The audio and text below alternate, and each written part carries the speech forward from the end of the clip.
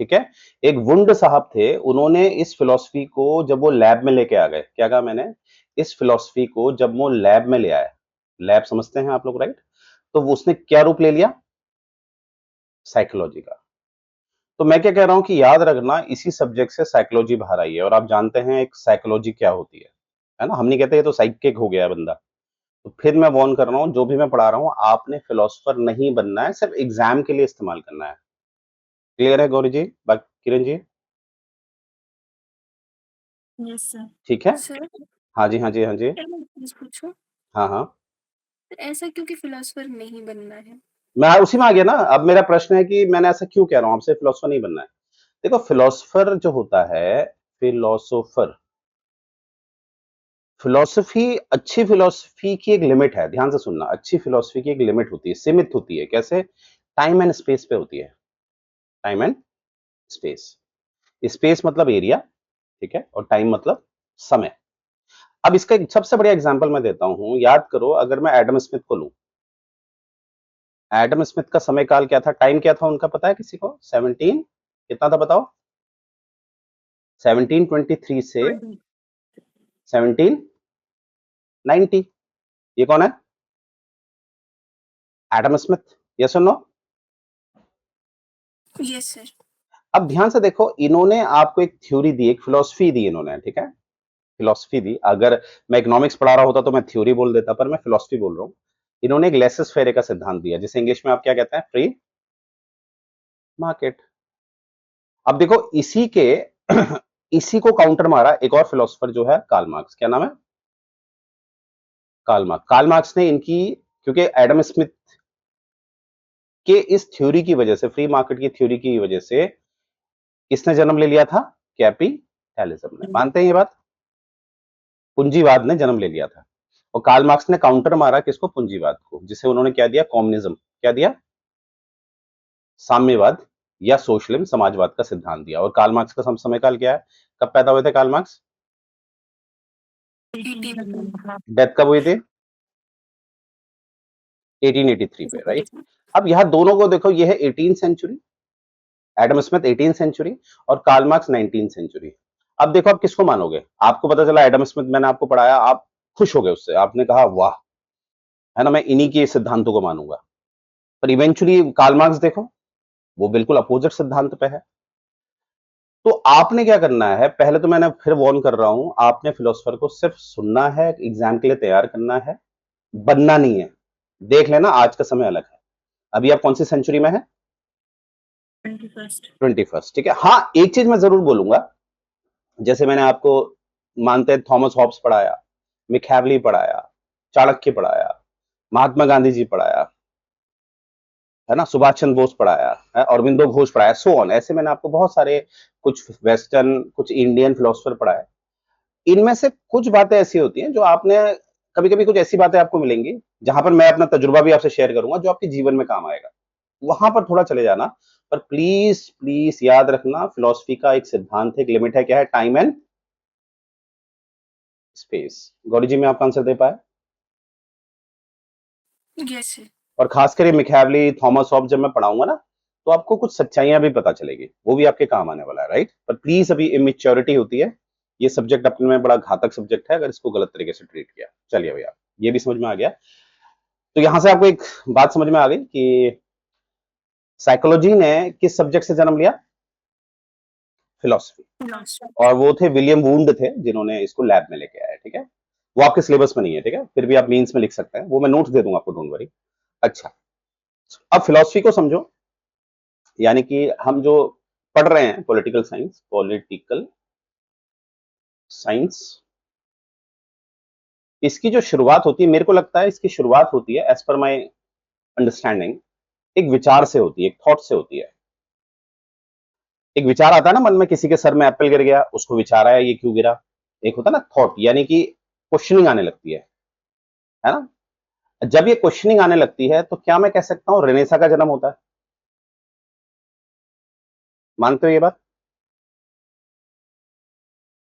Yes. जब ये questioning आने लगती है, ऐसा यस क्यों सर। है, तो किसका जन्म होता है, रेनेसा। अब देखो यहां पर दो एंगल आएंगे आपके, दो एंगल आएंगे। एक एंगल आएगा जब भी आपकी कुछ क्वेश्चनिंग आती है तो वो कहीं ना कहीं रिलीजन को टारगेट करते हैं। हमने पढ़ाई है सती प्रथा आज के समय पर बैन है। सती प्रथा आज के समय में बैन क्यों है? क्योंकि उसमें क्या आया? क्वेश्चन। तो मैंने क्या बोला, जब भी क्वेश्चनिंग आती है तो रिलीजन पे क्या होता है, रिलीजन पे वो थोड़ा सा रिलीजन को अटैक करता है। और दूसरा है विचार, जो है विचार एक सोसाइटी को चेंज करता है, सोसाइटी को चेंज करता है। तो हमारा सिलेबस कौन सा होगा जो हम पढ़ेंगे? हम इसे पढ़ने वाले हैं। क्या मैं समझा पाया? सर ये 2 वाली फिर से बताना, मैं फिर सोसाइटी बता रहा हूं। ओरिएंटेड। मैंने कहा हम यहाँ शुरुआत कहां से करेंगे? विचारों से, थॉट्स। सबसे पहले विचार आता है ना माइंड में, है ना? सबसे पहले विचार यस आता है, सर। थॉट्स आए। थॉट्स को आप दो एंगल से देखो। एक एंगल होता है थॉट्स की वजह से, थॉट्स मतलब रेनेसा होता है ना? विचार आना, क्वेश्चनिंग करना, इस रेनेसा, क्वेश्चनिंग करना इस रेनेसा। तो रेनेसा के हिसाब से देखोगे तो रिलीजन इससे डाइल्यूट किया गया है। एग्जाम्पल मैंने दिया सती प्रथा।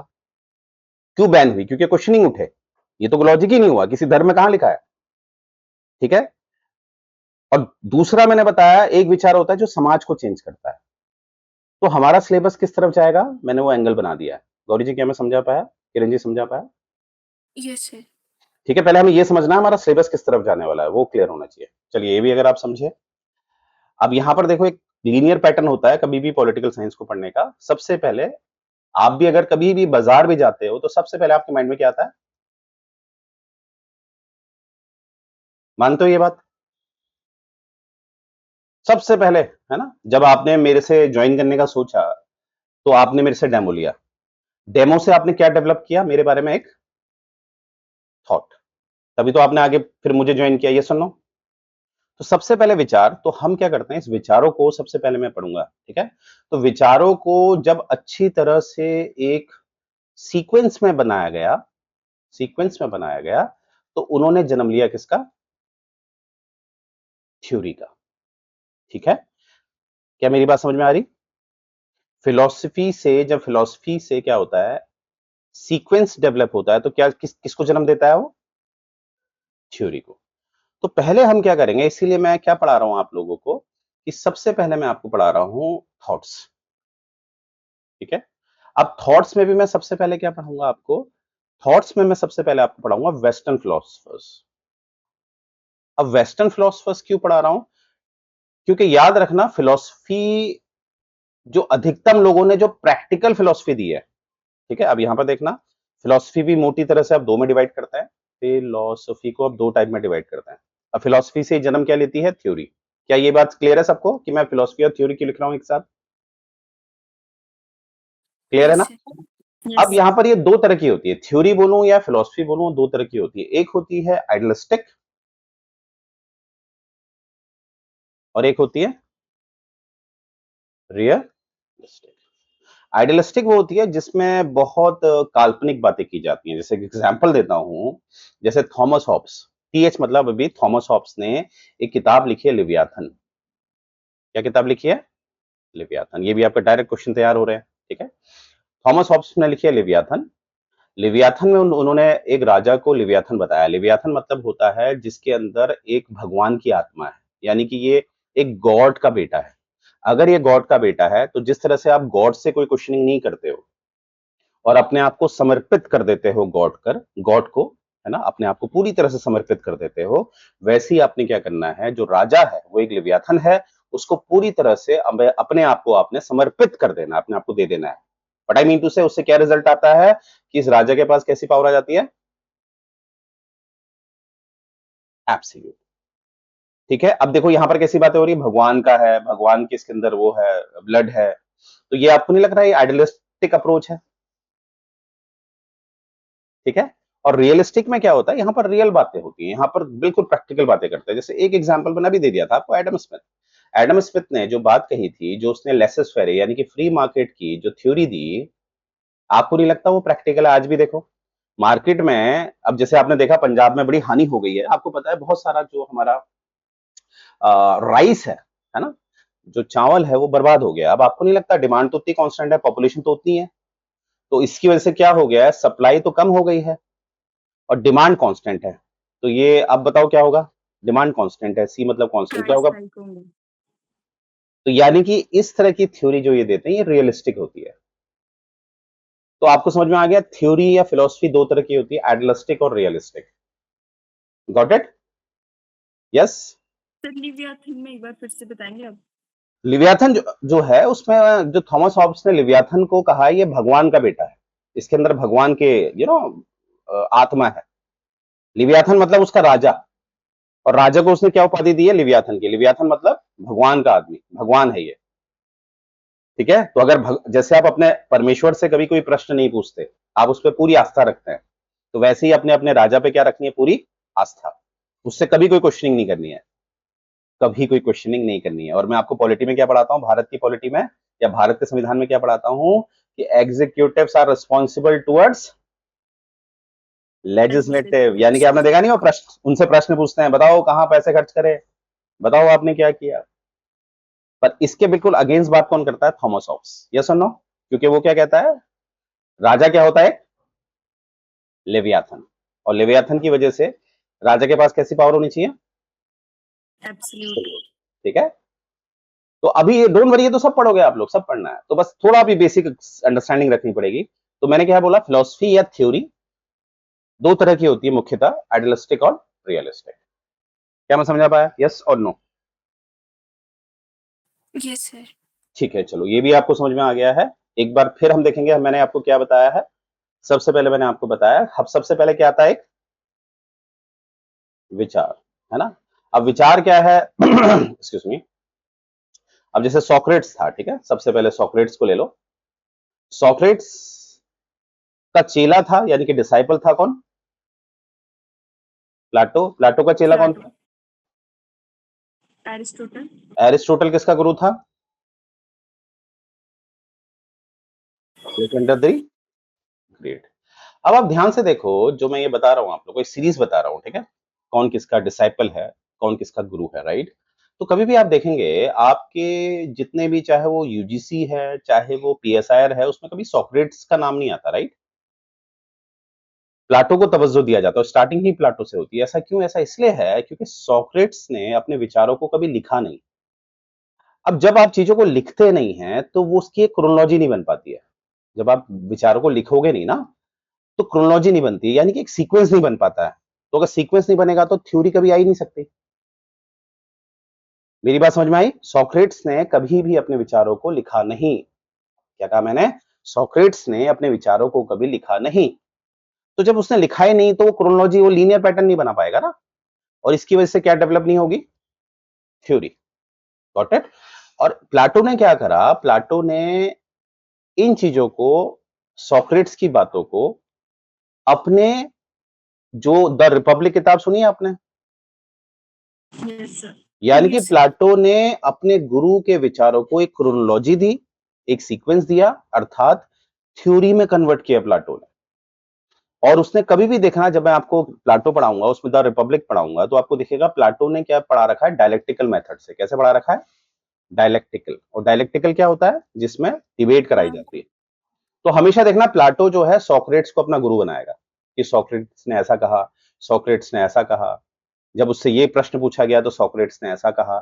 अब क्वेश्चन है कि सर, अगर प्लाटो ने सॉक्रेट्स की ही बात लिखी है तो हम प्लाटो को क्यों कहते हैं फादर ऑफ फिलोसफी, राइट? तो ध्यान से सुनो, अगर प्लाटो ने सॉक्रेट्स की बातों को बताया है, समझाया है, तो समझाते समय आपको अपना भी पहलू ऐड करना पड़ता है। जैसे मैं आपको कोई चीजें समझाता हूं, ठीक है, मैंने ओपी गाबा पढ़ी, मैंने लेक्सिकन किताबें पढ़ी, मैंने एनसीईआरटी पढ़ी, तो मैं कॉपी पेस्ट थोड़ा करता हूं। फिर उसको जो मैं समझा हूं उसको एक पिरोता हूं आप तक पहुंचाने में। तो क्या आप उसे कॉपी पेस्ट कहेंगे या मेरी अंडरस्टैंडिंग बोलेंगे? अंडरस्टैंड। तो श्रेय किसको जाना चाहिए? आपको। एप्स। इसीलिए प्लाटो को फादर ऑफ पॉलिटिकल फिलोसफर कहा जाता है। अभी आएगा, अभी देखना, ठीक है। तो अब क्योंकि सबसे पहले स्टूडेंट, या मैं भी यहां कंफ्यूज हुआ था कि प्लाटो ने इसका मतलब अपनी कोई बात नहीं की, वो तो सारी सॉक्रेट्स की बात थी। अरे सॉक्रेट्स ने तो सिर्फ बोला था ना, सॉक्रेट्स ने उसके अंदर वर्च्यू डेवलप किया था प्लाटो के अंदर, पर प्लाटो ने ही थ्योरी में कन्वर्ट किया था। इसीलिए स्टार्टिंग हमेशा प्लाटो से होती है, क्योंकि जब हम प्लाटो से ही शुरू करते हैं तो हमें सॉक्रेट्स भी दिखाई देता है। यहां भी क्लियर हो गया सबको? चलो, ओवरऑल आपने जिस क्या देख लिया है, आपको समझ में आ गया होगा कि फिलॉसफी और थ्योरी में क्या डिफरेंस होता है। बताइए जरा, फिलॉसफी और थ्योरी में क्या डिफरेंस है। सर थ्योरी फिलॉसफी होती है जो क्रोनोलॉजिकल ऑर्डर में होती है। एब्सोल्यूट, या लीनियर भी बोल सकते हो, बिल्कुल। तो देखो ये एरो सही जा रहा है या एरो गलत हो गया, देखो जो एरो बनाया मैंने, सही सर। ठीक है ना।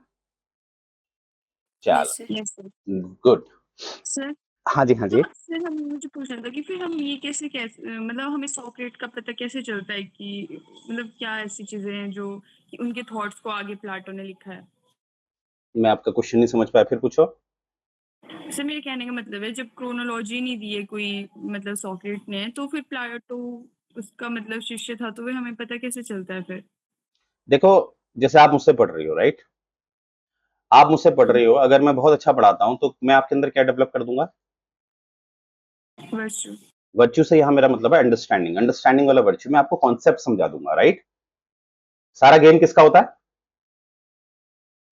अगर आपके कॉन्सेप्ट सही हैं, आपने कॉन्सेप्ट पढ़ लिए मुझसे, तो आप उसको किसी भी तरह से समझा सकती हो। लीनियर पैटर्न 1 से भी समझा सकती हो, लीनियर पैटर्न 2 से भी समझा सकती हो, सो ऑन। मानती हो ये बात। ठीक यस है। सर। अब आपके अंदर, अगर अब आपके अंदर तो वर्च्यू डेवलप हो गया, तो आप कुछ भी लिखोगी तो आप पहले हमेशा मेरा नाम लोगे, नहीं लोगे। यस और नो। तो यस सर। उसने क्या करा, अपना हीरो किसको बनाया, प्लाटो ने किसको बनाया। सॉक्रेट। तो हमें पता चल जाता है कि उसने सॉक्रेट से सीखी हैं चीजें। पर हम सॉक्रेट्स को श्रेय इसलिए नहीं देते क्योंकि थ्योरी में कन्वर्ट करना अपने आप में एक चैलेंज होता है, अपने आप में एक वर्च्यू होता है। I getting my point. Yes sir. चलो, तो ये कुछ बातें थी, तो याद रखना फिलोसोफर बनना नहीं है, फिलोसफी पर सुनना है बस अभी, ठीक है। अभी इतने मेच्योर नहीं हो आप लोग, ठीक है, अभी बहुत छोटे हो। हाँ, उम्र हो जाएगी 35-40 साल, तब इन चीजों में जाना, राजनीति में फिर जाना चाहिए, ठीक है। फिर मैं कह रहा हूं, चलो आज हम क्या पढ़ने वाले हैं। पहले मैं एक जिस्ट दे देता हूं, ठीक है, फिर ये थ्योरी आप तक पहुंच जाएगी। हम जो आज पढ़ने वाले हैं, जो स्लाइडें हम इस्तेमाल करेंगे, उसका एक जस्ट मैं दे देता हूं आपको। हम क्या पढ़ने वाले हैं, हम पढ़ने वाले हैं कि सबसे पहले जो ये पॉलिटिक्स होता है, पॉलिटी होता है, पॉलिटिकल साइंस होता है ना। ये जो शब्द हैं पॉलिटिक्स, पॉलिटी, पॉलिटिकल, आपको नहीं लगता ये आपस में मैच करता है। देखो पीओएल तक ये सेम चल रहा है, यानी कि आई तक ये सेम चल रहा है, देख रहे हो आप लोग। यानी कि इसका सोर्स एक सा नहीं दिख रहा आपको, पॉलिटिक्स, पॉलिटी, पॉलिटिकल दिख रहा है ना। यानी कि यहां से हमें क्या पता चल रहा है, इसका सोर्स कॉमन है। तो वो हम देखेंगे कि ये कहां से आया, ये सोर्स क्या है इसका, वो हम देखेंगे, राइट। कहां से ये तीन शब्द आए। फिर हम देखेंगे कि ये जो शब्द है पॉलिटिक्स, पॉलिटी या पॉलिटिकल, कहीं ना कहीं इनमें समानता होगी क्योंकि इनका सोर्स तो एक ही है। फिर हम देखेंगे जो ये एक शब्द है आपका, जिसे हम पॉलिटिक्स कह देते हैं, ठीक है, या पॉलिटिकल कह देते हैं, या लगा रहा हूं मैं या, क्योंकि मैंने कहा इसका सोर्स एक है, पॉलिटिकल है। तो इसका जो डेफिनेशन है, इसकी जो डेफिनेशन है, वो हम देखेंगे। इस डेफिनेशन का इवोल्यूशन हुआ है। क्या हुआ है। इवोल्यूशन का मतलब होता है पहले इसको डेफिनेशन को कुछ और समझा गया, फिर आज के समय पर इसमें रिसर्च हुई, फिर इसकी परिभाषा को चेंज किया गया, ठीक है। और आज जब मैं आपको क्लास पूरी पढ़ा दूंगा, तो मैं उम्मीद करता हूं जब आप द हिंदू पढ़ेंगे, आप लोगों को मैं टास्क क्या देने वाला हूं, द हिंदू मैंने आज का भेजा हुआ है आप लोगों को। जब भी आपको समय मिलेगा, आपने मुझे बस ये कर देना है, जो भी मैं समझाऊंगा आपको, आपने मुझे दो न्यूज पॉलिटिकल दिखानी है, क्योंकि मैं आपको समझा दूंगा व्हाट इज पॉलिटिकल या पॉलिटिक्स, और दो न्यूज ऐसी दिखानी है जो नॉन पॉलिटिक्स होगी, ठीक है। पॉलिटिक्स, और ध्यान देने वाली बात है, देखो यहाँ पर मैंने पॉलिटिकल लिखा है, यहाँ पर मैंने पॉलिटिक्स लिखा है, यानी कि क्यों, क्योंकि इनका सोर्स तो एक ही है ना, तभी मैंने ये वर्ड बदल दिया। तो मेरी क्लास के बाद आप लोग के लिए टास्क है, द हिंदू आप उठाएंगे, आज का हिंदू उठाएंगे, और मैं ग्रुप बनाऊंगा अलग से आप लोग के लिए। वहां पर आपने क्या करना है, वो अपने मोबाइल फोन से वो स्नैपशॉट लेकर, स्क्रीन का होता है ना, आप ले सकते हैं ना अपने मोबाइल से, फीचर यस है। सर। तो वो स्नैपशॉट लेके आप मुझे भेजेंगे, सर ये दो पॉलिटिकल न्यूज हैं और ये दो नॉन पॉलिटिकल न्यूज है। अगर आपने अच्छी तरह ट्रेस कर दिया, तो आज की क्लास मेरी सफल हो जाएगी, ठीक है। ये आप पे छोड़ूंगा। और पढ़ने का स्टाइल देखो हम कैसे पढ़ने वाले हैं, एप्लीकेशन ज्यादा करेंगे, आप लोग अप्लाई ज्यादा करोगे। Got it. चलो, तो आप समझ गए होंगे हमने क्या-क्या चर्चा करनी है, किस तरह से हम देखेंगे 3 के 3 शब्द का ओरिजिन कहाँ से हुआ है, वगैरह-वगैरह, ठीक है? आइए, तो एक बार थ्योरी देख लेते हैं थोड़ी-थोड़ी सी। स्टेप वही रहेगा, स्टेप 1, स्टेप 2, ठीक है? स्टेप 1 में पहले मैं आपको समझाऊँगा क्योंकि आपका माइंड इसको देखने लग जाएगा, प्लीज़ मत देखना, ठीक है? स्टेप 1 में मैं आपको समझाऊँगा, स्टेप 2 जब मैं कहूँगा पढ़ो, तब आप पढ़ेंगे और स्टेप 3 होगा आपकी तरफ से एक्नॉलेजमेंट। आप मुझे रेगुलेट करेंगे, आप कहेंगे हाँ सर स्लाइड 1 समझ में आ गई, तब मैं कहाँ जाऊँगा स्लाइड 2, जब आप कहेंगे, मेरे हिसाब से काम नहीं होगा यहाँ पर। Got it? तो स्टेप 1 मैं आपको समझाऊँगा। देखो यहाँ पर बताया गया है कि ज़्यादातर अगर आप प्राचीन इतिहास में जाएँगे, एंशिएंट टाइम में जाएँगे, तो आपको दिखेगा कि जो समाज की या ब्रह्मांड की, ठीक है? जो भी समस्याएँ होती थी, उनका चिंतन करते थे कुछ लोग, जैसे फिलोसोफर्स होते थे, ठीक है? ऋषि-मुनि होते थे या जिनको हम बुद्धिजीवी कहते हैं, इस तरह के लोग, है ना? ये लोग क्या करते थे, इनको पता नहीं ऊपर से गॉड गिफ्ट होता है कि ये समाज की जो भी समस्याएँ होती हैं, जो मानव जीवन से जुड़ी हुई होती हैं, जो समाज से जुड़ी हुई होती हैं, उस पे ये लोग चिंतन करते हैं। चिंतन मतलब होता है सोचना। मैंने कहा ना सोच से क्या निकल के आती है? Philosophy, right? और ये लोग कहीं न कहीं कोशिश करते हैं उसका एक सॉल्यूशन देने का भी, कि उससे हमें मुक्ति मिले। जैसे याद करो मैंने आपको बुद्धिज़्म में पढ़ाया था। और बुद्धिज्म ने क्या सिखाया कि रीबर्थ का जो साइकिल है उससे बाहर आने के लिए सिखाया या कहा कि रीबर्थ में फंसे रहेंगे बताइए? रीबर्थ से बाहर आना। है ना? तो क्या मैं जो हमारा गौतम बुद्ध जी हैं, क्या उनको मैं एक अकेले आदमी को कह सकता हूँ वो फिलोसोफर भी है, सेज भी है और इंटेलेक्चुअल भी है? Yes sir. तो जब ऐसे लोग समाज में आते हैं, तो आपको क्या लगता है समाज का विकास होगा या समाज नीचे चला जाएगा? विकास होगा। विकास होगा। चाहे वो आर्थिक विकास है, चाहे वो राजनीतिक विकास है ना? उसका विकास होगा। तो इस स्लाइड में आपको समझ में आया होगा कि यहाँ पर सिर्फ एक आपको इंट्रो दे रखा है कि किस तरह से समाज का कोई वर्ग जो है, वो समाज पे चिंतन करता है। ठीक है? आइए पढ़ना शुरू करें और मुझे बताइए यहाँ से समझ में आ गया।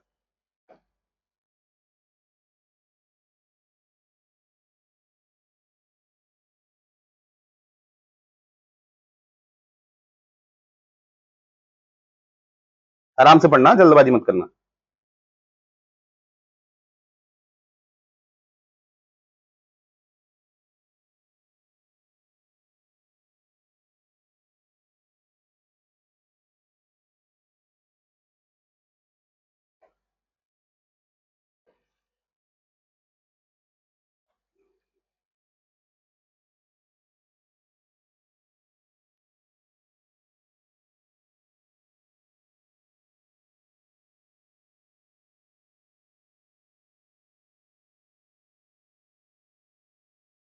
सर हाँ जी। सर ये जैसे जो लिखा है कि सोशल थॉट एक लास्ट लाइन में rich heritage of social thought which includes economic and political thought. जी। तो सर ये जो सोशल थॉट है और ये पॉलिटिकल थॉट है इन दोनों में क्या फर्क होता है, क्योंकि जैसे जो पॉलिटिकल थॉट है उसमें भी ऐसे कम्युनिज्म सोशलिज्म आ जाता है। तो सर हुँ। ये तो सोशल थॉट ही नहीं होना चाहिए एक तरह से। अच्छा। याद करो अगर आपको मेरी कुछ दिन पुरानी क्लास अगर याद है, मैंने एक बड़ी प्यारी बात आपसे करी थी कि जैसे हम कहते हैं इकोनॉमिक एंगल, अगर वो इकोनॉमिक एंगल होगा, उसका एक नेक्सस सोशल से भी होगा और पॉलिटिकल से भी होगा। ऐसा क्योंकि ई मैंने बड़ा बना दिया, ठीक है? कभी भी आप इनको सेपरेट नहीं कर सकते। याद आ रहा है कुछ? अगर मैं पॉलिटिकल बोल रहा हूँ, पॉलिटिकल को मैंने बड़ा दिखा दिया, पर वहाँ पर सोशल और ये इकोनॉमिकल फैक्टर होगा। मैं कहना ये चाह रहा हूँ, चाहे वो पॉलिटिकल है, सोशल है, इकोनॉमिकल है, वो आपस में हमेशा जुड़ा हुआ होता है। येस और नो? अगर मैं केवल ये पॉलिटिकल की बात कर रहा हूँ, वो थ्योरी में आप कह दोगे ये पॉलिटिकल एंगल है, पर उसमें कहीं न कहीं हिडन होता है सोशल और इकोनॉमिकल, ठीक है? और कभी आप सिर्फ सोशियो इकोनॉमिक की बात करना चाहती है, तो हम इसको इस तरह से दिखा देते हैं। येस और नो? ठीक है? ये सर। अब मैं इसको एक ईज़ी एग्ज़ाम्पल से आपको बता देता हूँ। जैसे आप मुझे बताओ, क्या एडम स्मिथ एक फिलोसोफर है? Yes sir. उसने अपनी फिलॉसफी में क्या दिया? उसने नहीं कहा कि स्टेट जो है वो पॉलिटिकल लेवल पे इंटरफेयर करे, कोई दिक्कत नहीं है। किस लेवल पे? पॉलिटिकल लेवल पे इंटरफेयर करे, पर स्टेट क्या करे? इकोनॉमिकल लेवल पे मिनिमम इंटरफेरेंस करे। क्या करे? यानी कि मार्केट को क्या कर दे? फ्री। फ्री। तो देखो एडम स्मिथ ने किस एंगल को ज़्यादा पकड़ा? इकोनॉमिक। अब इकोनॉमिकल एंगल को अगर पढ़ा तो आपको नहीं लगता कि अगर कुछ लोग रिच हो रहे हैं फिर जो जो जिनके अंदर काबिलियत है वो रिच हो रहे हैं, तो ये समाज का विकास है या नहीं है?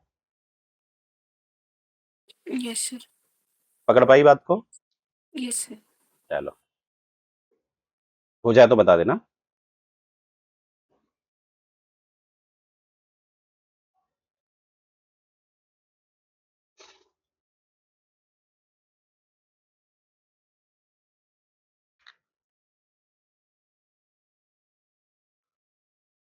Yes sir, okay. Kiran ji आपका? Yes sir. चल, अब आगे स्लाइड बढ़ने से पहले मैं ब्लैक स्क्रीन ऑन कर देता हूँ जिससे कि आप ना पढ़े। देखो क्या है आगे जो हमारी नेक्स्ट स्लाइड आएगी। अब देखो विचार मैंने कहा ना, सोर्स तो विचार ही होता है। विचार ही आपको सफलता दिलाता है, राइट? क्योंकि विचार के बाद ही एक्शन आता है। तो विचार आया, अब विचार में भी देखो विचार के भी अलग अलग डायमेंशन होते हैं, ठीक है? धार्मिक विचार हो गया, यानी कि रिलीजियस थॉट हो गए, पॉलिटिकल थॉट्स हो गए, इकोनॉमिकल थॉट्स हो गए, वगैरह वगैरह। तो डायमेंशन तो बहुत है ना इसके। तो हमें तो अपनी जब हम कुछ पढ़ते हैं, कोई सब्जेक्ट पढ़ते हैं, यानी कि हम थ्योरी की बात कर रहे हैं, और थ्योरी में हमारा एक दिशा होनी चाहिए। हमें पता होना चाहिए हमने किस तरफ जाना है। हर चीज का एक सिलेबस होता है। अगर आप समाज के लिए ज्यादा बात करेंगे तो आप सोशियोलॉजी में चले गए, पर हमारा सिलेबस क्या है? Political science. हमें सोशियोलॉजी में नहीं जाना।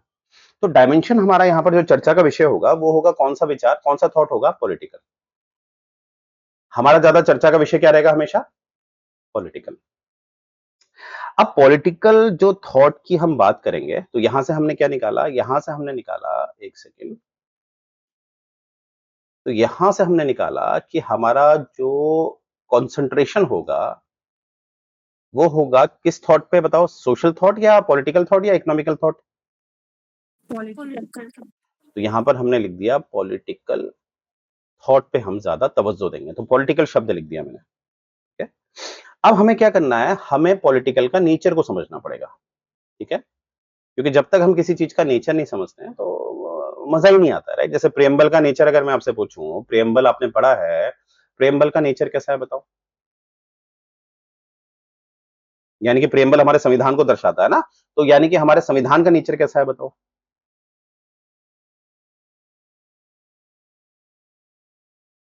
क्या मैं कह सकता हूं हमारे संविधान का जो नेचर है वो ऐसा है कि हम सेक्युलर है? Socialist, secular, democratic. हाँ, है ना? इस तरह से पढ़ा है ना? तो याद रखना, जो सोशलिस्ट होता है, सेक्युलर होता है, डेमोक्रेटिक होता है, रिपब्लिक होता है, ये सब हमारा संविधान का नेचर है, जो कि कहाँ दर्शाया गया है? प्रेम्बल में। तो हमें नेचर को समझना बहुत जरूरी होता है कि उसका नेचर कैसा है, गुस्से वाला है, शांत है। तो पॉलिटिकल का नेचर पहले हमें समझना पड़ेगा। Got it?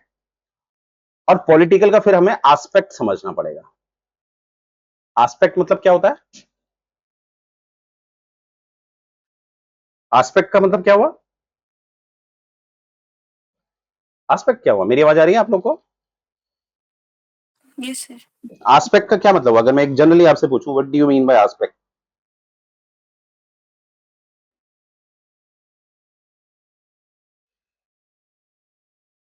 एस्पेक्ट का मतलब होता है इन जनरल, वैसे तो इसके बहुत मतलब होता है, यहां पर हम देखेंगे पार्ट ऑफ, हिस्सा, ठीक है? हिस्सा कहते हैं ना हम, वन एस्पेक्ट ऑफ प्रॉब्लम, समस्या का एक पहलू।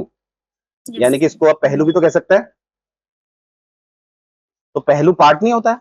होता है ना? यस। ठीक है, चलिए यहां तक समझ में आया? गौरी जी क्लियर हुआ कि नेचर क्यों हमें इसको नेचर समझना है, पॉलिटिकल का नेचर समझना है, और एस्पेक्ट समझना है। एस्पेक्ट का मतलब क्या होता है? पहलू या पहलू। पार्ट, ठीक है? अब आप क्या करेंगे? इस स्लाइड को पढ़िए। इस स्लाइड में सिर्फ इतनी ही इंफॉर्मेशन मिलती है, शुरू हो जाइए। मैं कुछ अंडरलाइन भी कर रहा हूं आप लोगों के लिए।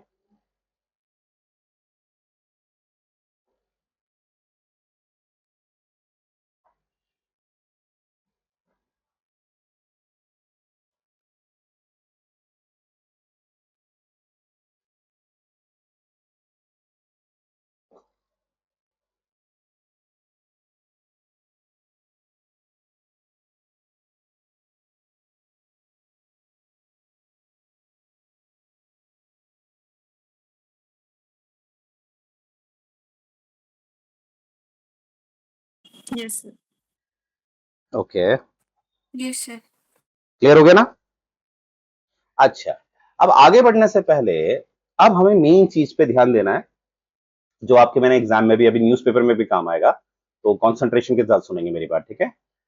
देखो अब हम बात करेंगे, याद करो मैंने आपको बताया था, चाहे वो पॉलिटी है या पॉलिटिकल है या पॉलिटिकल है ना, पॉलिटिक्स है, या पॉलिटिकल है, ये शब्द आपस में मैच करते हैं, ठीक है, यानी कि इनका उद्गम यानी कि निकले कहीं से हैं। तो कहां से निकले? ये ग्रीक शब्द, ग्रीक वर्ड है पोलिस। क्या है? पोलिस, वहां से निकला है। ये आपके मेंस में इंट्रो में काम आएगा आपके, ठीक है। फिर कह रहा हूं ये कहां से निकले हैं? ग्रीक वर्ड पोलिस से, POLIS, पोलिस। अब ये पोलिस का क्या मतलब होता था? ठीक है, पोलिस का मतलब होता था कि जब मैं ग्रीक की बात कर रहा हूं, अराउंड मैं बात कर रहा हूं लगभग 3rd सेंचुरी BC के आसपास, ठीक है, इसके आसपास की बात कर रहा हूं, ठीक है, 3rd सेंचुरी BC के आसपास। तो इस समय क्या होता था, ग्रीक में स्टेट होते थे। कब से स्टेट थे वहां? अब स्टेट आपको पता है स्टेट क्या होता है, मैंने आपको पहले बताया है। कंट्री का मतलब होता है जहां पर एरिया और पॉपुलेशन होती है। और स्टेट क्या होता है? सी मतलब कंट्री। स्टेट क्या होता है? जहां पर कंट्री तो होता ही है, बिना कंट्री के तो स्टेट बन ही नहीं सकता। प्लस यहां पर क्या होती है? गवर्नमेंट होती है, और ये गवर्नमेंट क्या होती है? सोवरन होती है। याद आ रहा? Yes sir. तो क्या था इस समय, जो ग्रीक है, यहां पर क्या होता था, इन लोगों ने स्टेट बना रखा था, मतलब इनकी एक इलेक्टेड गवर्नमेंट होती थी, ठीक है, इलेक्टेड गवर्नमेंट होती थी, ठीक है। या एक दूसरा तरीका भी इनके पास था, रेफरेंडम करवाते थे। रेफरेंडम बताया ना, जब भी कोई फैसले लेने हैं, समाज के जो ऐसे लोग हैं जो साउंड माइंड के हैं, जो थोड़े एडल्ट हैं, उन सबको बुलाया जाता था और एक फैसले में मेजोरिटी के आधार पर फैसला लिया जाता था सभी से, यानी कि एक डायरेक्ट डेमोक्रेसी का उदाहरण है ये। रेफरेंडम क्या होता है? Direct democracy. अब मैंने क्या समझाया आपको? मैंने ये समझाया आपको, एक सेकेंड से मैं रेस कर रहा हूं, मैंने आपको ये समझाया कि एक पोलिस शब्द को समझाया, POLIS, पोलिस शब्द को समझाया, जिसका मतलब, ये ग्रीक वर्ड है जिसका मतलब होता है स्टेट, ठीक है। स्टेट आपको पता है, हम लोग स्टेट बनता कैसे? What is state? स्टेट में हमेशा दो एलिमेंट्स होते हैं, एक पावर और एक राइट्स। इसी के संतुलन को, इसी के बैलेंस को हम स्टेट कहते हैं, ठीक है। जैसे आज के समय में क्या होता है, राइट्स ज्यादा होते हैं, है ना, लोगों के पास राइट्स बहुत ज्यादा होते हैं, जो स्टेट को भी रेगुलेट कर लेते हैं, यानी कि पावर को रेगुलेट करके रखते हैं हमेशा, जैसे फंडामेंटल राइट्स। पर पुराने जमाने में ऐसा होता था कि राइट्स ना के बराबर होते थे, और अगर राइट्स ना के बराबर है तो पावर क्या बन जाती थी? एब्सोल्यूट, है ना। तो स्टेट होता क्या है? स्टेट क्या होता है? एक पावर और राइट्स का कॉम्बिनेशन, ठीक है। जैसे पहला कॉम्बिनेशन में हिटलर का दिखा रहा हूं, पहला कॉम्बिनेशन में हिटलर का दिखा रहा हूं। हिटलर के समय का देखो स्टेट क्या था, पावर कैसी थी? एब्सोल्यूट। और राइट्स? No rights. और आज का समय का, हमारे भारत के संविधान का स्टेट देखो कैसा है, एक तरह का कॉम्बिनेशन है पावर और राइट्स का। अगर नॉर्मल कंडीशन है, अगर मैंने कहा नॉर्मल कंडीशन है तो rights are greater than power दिखता है। पर अगर एबनॉर्मल कंडीशन होगी, एबनॉर्मल कंडीशन में क्या लगाई जाती है बताओ? इमरजेंसी। तो उस केस में क्या दिखता है? Rights are lesser than power, ठीक है। तो आप समझ गए होंगे स्टेट क्या होता है। स्टेट बेसिकली क्या होता है, यहां पर एक गवर्नमेंट बन जाती है जो सोवरन होती है, और एक कॉम्बिनेशन होता है पावर और राइट्स का। तो ये हो गया आपका स्टेट। पर क्या है ना, हमारे इतिहासकारों ने जब इस फिलॉसफी को समझा, रिसर्च करी, तो अगर वो सिर्फ स्टेट नाम रखते तो वो कंफ्यूजन करता आज के स्टेट से, क्योंकि आज तो हम सीधे स्टेट बोलते हैं। और आजकल ज्यादातर स्टेट जो होते हैं हमारे, वो ज्यादातर रिप्रेजेंटेटिव ही होते हैं, ठीक है, यानी कि वहां पर डायरेक्ट डेमोक्रेसी नहीं दिखती है। क्यों? Because of the population. आजकल भारत की जनसंख्या देख दो, 1.4 करोड़, है ना। इतनी बड़ी जनसंख्या में हर किसी को आप शामिल नहीं कर सकते, यानी कि आप रेफरेंडम का इस्तेमाल नहीं कर सकते। तो हमारे इतिहासकारों ने इस स्टेट का नाम रख दिया सिटी स्टेट। क्या रख दिया?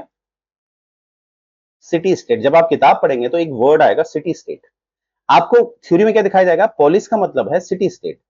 तो सिटी वर्ड क्यों जोड़ा गया? ये इसलिए जोड़ा गया, आज के हिसाब से आज हमारी जितनी सिटी की पॉपुलेशन होती है, आई रिपीट, आज जितनी पॉपुलेशन हमारी शहर में होती है, उस समय यानी कि 3rd सेंचुरी BC के आसपास ग्रीक में, उस समय पूरी कंट्री की ये पॉपुलेशन होती थी। यानी कि उनका जो अपना किंगडम होता था उसमें उतनी ही पॉपुलेशन होती थी, या उसका आकार इतना ही बड़ा होता था जितना आजकल हमारे शहर है। तो इसीलिए आज के समय में आप देखना, पोलिस को ये बताया गया है, पोलिस